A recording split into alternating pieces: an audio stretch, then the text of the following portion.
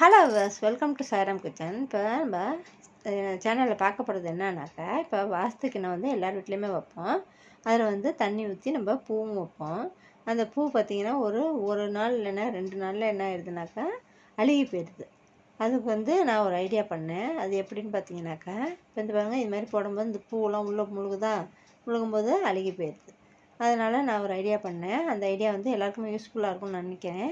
இந்த வீடியோ வந்து பயனுள்ளதாக இருந்தாக்கா நீங்கள் வந்து சப்ஸ்கிரைப் பண்ணுங்கள், எல்லாருக்கும் ஷேர் பண்ணுங்கள். இப்போ பாருங்கள், இந்த வாஸ்து வந்து அந்த இந்த பாத்திரத்தை மூடுற மாதிரி ஒரு தட்டு வச்சுக்கோங்க.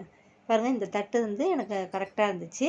அதனால் நான் இந்த தட்டை எடுத்துக்கிட்டேன். இந்த தட்டில் வந்து ஒரு ட்ரில்லிங் மிஷினில் வச்சு இது மாதிரி இந்த பூவோட காம்பு நுழையிற அளவுக்கு நம்ம ஓட்டை போட்டுக்கலாம். பாருங்கள், இது மாதிரி தான். இது மாதிரி எல்லா பக்கட்டும் கொஞ்சம் காம்பு வந்து இந்த தண்ணிக்குள்ளே போகிறதுக்கு முழுகணும். அந்த அளவுக்கு நம்ம ஓட்டையை போட்டுக்கலாம். இது மாதிரி பாருங்கள், சூப்பராக ஓட்டை போட்டோன்னா இப்போ என்ன பண்ண போகிறேன், நான் வந்து இந்த பூவை எடுத்து இந்த காம்பு வந்து உள்ளே போகிற மாதிரி சொருகி வச்ச போகிறேன்.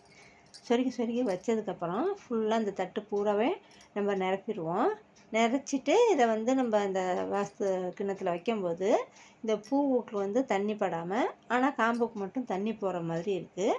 அதனால் இந்த பூ வந்து ஒரு 2-3 நாள் நல்லாவே ஃப்ரெஷ்ஷாகவே இருக்குது, அழுகி போகாமல் சூப்பராக இருக்குது. நீங்கள் வந்து இந்த டிப்ஸை வந்து ஃபாலோ பண்ணி பாருங்கள், சூப்பராக இருக்குது. உண்மையிலுமே நான் வந்து செஞ்சு பார்த்துட்டு தான் சொல்கிறேன். நீங்கள் வந்து இதை ஃபாலோ பண்ணி வாஸ்துவில் பூ வச்சிங்கனாக்கா 2 நாளைக்கு சூப்பராக ஃப்ரெஷ்ஷாகவே இருக்கும். உங்களுக்கு இந்த வீடியோ ரொம்ப பயனுள்ளதாக இருக்கும். பயனுள்ளதாக இருந்தாக்கா எல்லாருக்கும் ஷேர் பண்ணுங்கள். நம்ம சேனலை வந்து சப்ஸ்கிரைப் பண்ணி சப்போர்ட் பண்ணுங்கள். தேங்க்யூ.